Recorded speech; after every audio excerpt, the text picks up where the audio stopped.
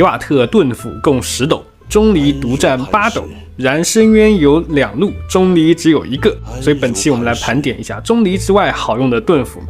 首先是4星盾系一姐人形深渊法师莱伊拉，盾量能应对大部分的环境，持续12秒 CD 12秒，基本是无缝循环。4命的时候，在触发一轮飞星时呢，能够提供普攻和重击的增伤，还是有一些功能性的。不过挂兵的频率比较一般，战绩3秒7 hit， 大招的攻击频率为 1.5 秒，挂兵频率默认为 2.5 秒3 hit。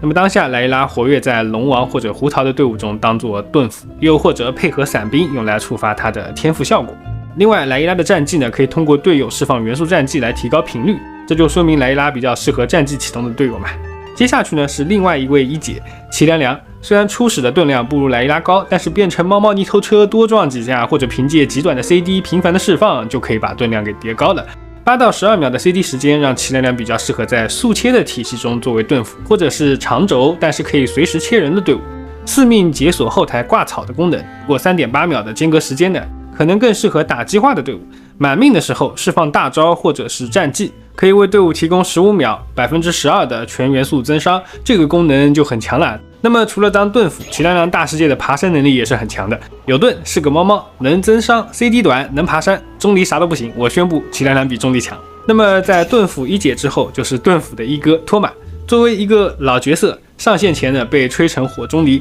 上线后就是蛮鸡肋的，因为当时抗打断的需求和生存压力都不算大，加上到期版本充能被将军战魔，临命的时候充能压力比较大，所以口碑很一般。到了续米，凭借护盾保命加一手后台范围喷火，成为了猎战放一哥，身价有所提高。4命缓解充能压力，6命呢可以给普攻重击下落攻击增伤，也是有一定的功能性。不过托马初始的护盾也不厚，主要是靠开大后平 A 叠层，那这种特性就很适合现在的仆人了。当然还有伞兵莱奥斯利这一类以平 A 输出为主的角色。然后是盾量虽然不厚，但是功能性拉满的迪奥娜。作为早期设计的角色，迪奥娜有盾有回血，还加移速，减怪物的攻击力，减少体力消耗，还能加精通，主打一个艺多不压身。如果想要保命，迪奥娜真的是可靠的人选。记得我当年开荒打公子，那就全靠迪奥娜了。一路走来也有着莫甘娜温、神墨外猫、弧形敌这样子的亮眼组合，现在投靠了龙王也是一条好的出路。